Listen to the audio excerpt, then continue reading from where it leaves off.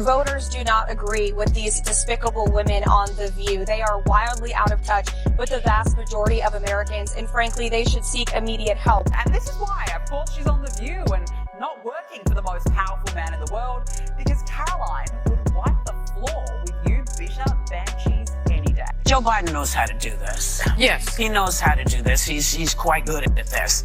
And, you know, you can't refute anything with him because he just, when I say him, I mean... He rambles. Trump. Yeah. He tends to just...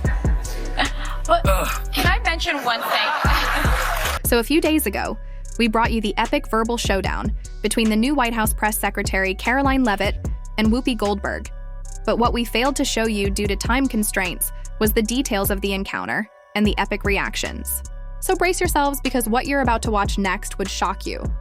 In the meantime, remember to subscribe to this channel. If you don't want to miss epic moments like this, I too am a working mom and always have been. I've, been a professional woman since I graduated from college or law school, but now there's, I think, a good thing, which is like the restoration of valuing so-called traditional, moms, and that's great. The women who take care of their kids full-time, most of my best friends are doing exactly that. But it seems like in the right, there's like a bit of a shift toward like, you can't do what Karoline's doing. That's actually like an unsafe for a dangerous or a bad choice for families, for children, which I reject wholesale, but you hear it more and more. Yeah, what do you hear that and what do you think of it right off the bat? The woke mob did what the woke mob does best, lose their minds and try to mom shame her because apparently if you dare to outwit the self-proclaimed queen of woke Whoopi Goldberg, her minions will descend like Twitter trolls on a trending hashtag. And with the woke brigade, nothing, and I mean nothing, is off limits. Not your arguments, not your character, and certainly not your family. So what was their brilliant comeback after Leavitt verbally suplexed Goldberg on national TV? Did they challenge her facts, her professionalism? Nope, they went full 1950s and asked, why is a mother of a 7-month-old even working?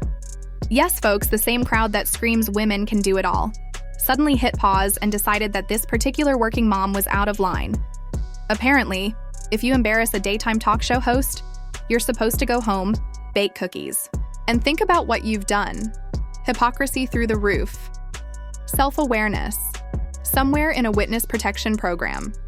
I would reject that. It's a bad choice. Is it a tough choice? Absolutely. As a mother, you want to be with your child 24/7. You have that maternal instinct 27, not all the time. Well, right now, yes, because he's 7 months and just squishy and lovable, but I'm sure that will change. No. But you do have that maternal instinct, but also recognizing like I'm doing this work for my son and for all children to make this country better. And it's a once-in-a-lifetime opportunity. It's also it's temporary, right? In 4 years, my son will be 4 years old and the president will no longer be at the White House.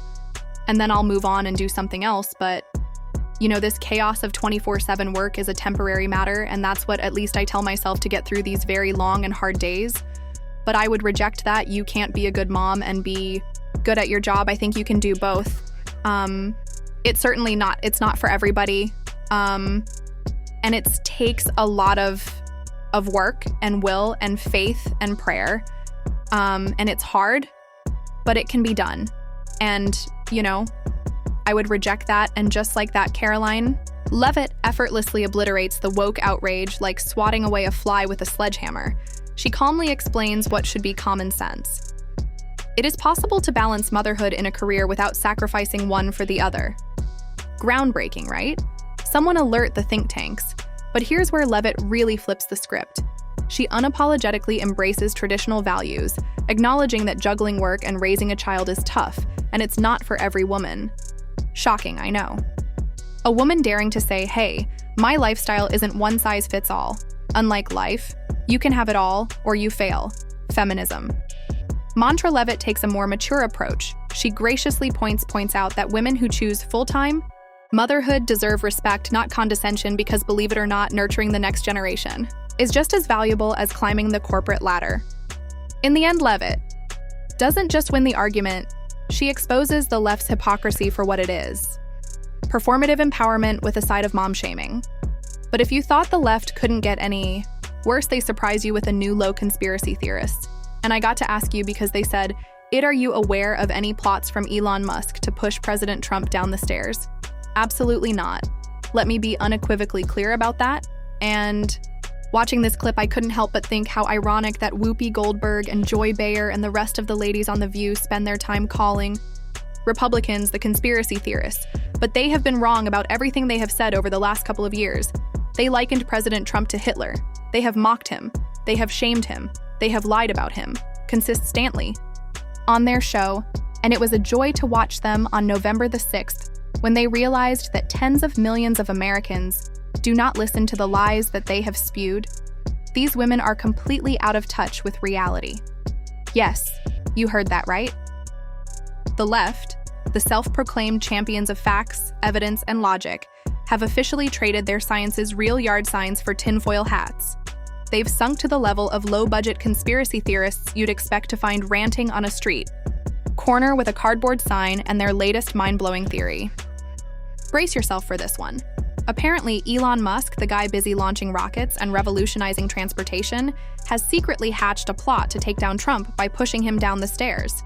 Yes, really, because nothing screams billionaire. Master plan like schoolyard tactics, and who's leading this intellectual charge? None other than The View's finest, the daytime talk show harpies who've somehow convinced themselves they're running a congressional committee from their coffee table. Why?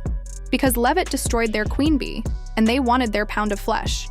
So what better person to target than Lit's boss, Donald Trump, and his friend Elon Musk? It's like watching satire write itself. But Karoline Leavitt wasn't about to let that nonsense slide. She fired back with some choice words that didn't just debunk the lunacy, but left the conspiracy crowd scrambling for their next half-baked theory. A lot of women are preparing themselves for the impact of the incoming administration, which has led to this growing mantra from male right-wing incels, your body, my choice. Say that to my face. Never one to back down easily, Whoopi Goldberg mustered the courage to take another swing at Karoline Leavitt. Albeit indirectly, of course, because even she knows the kind of verbal obliteration that awaits anyone foolish enough to challenge Leavitt head-on. So instead of confronting Leavitt directly, Goldberg took the coward's route. She set her sights on Trump, and that's when she did the unthinkable right there on national television. Goldberg spat after uttering Trump's name like a cartoon villain who just tasted defeat. Classy, right? Because nothing says intellectual rebuttal like spitting on cue. Well, Leavitt didn't let that one slide. She fired back with the precision of a surgeon and the force of a freight train.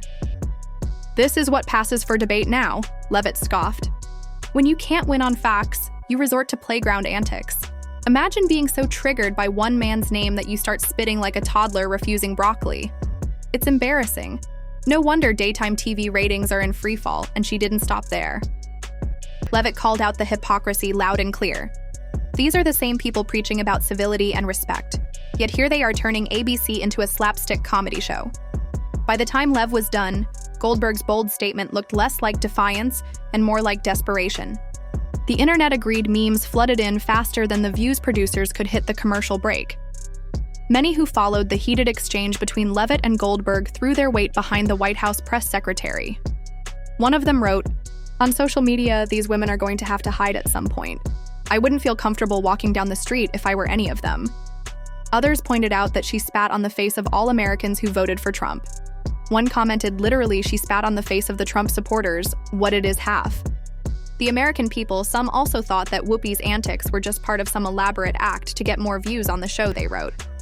"I'm convinced they pay her extra to act foolish. You must have really wrestled with how you were going to." Meet the high bar set by Karine Jean-Pierre. "Was that sorry was that out loud? No, she was terrible. Yeah, I mean, come on. Yeah, so how is your approach different, would you say?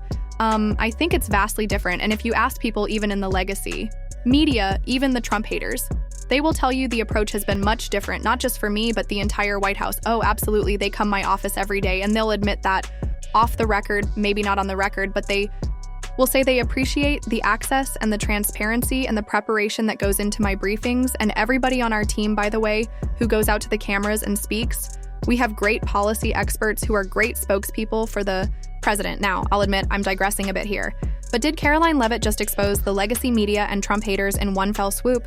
Because this part is gold, think about it. These are the same people who've pounced on Leavitt every chance. they get from questioning her credentials to mom-shaming her. The woke journalists have practically made it their side hustle to drag her at every turn. If Leavitt breathes wrong, there's an op-ed about it within the hour. But here's where it gets interesting. Off camera, away from their performative outrage and blue checkmark bravado, these very same critics are reportedly sneaking into Lit's office,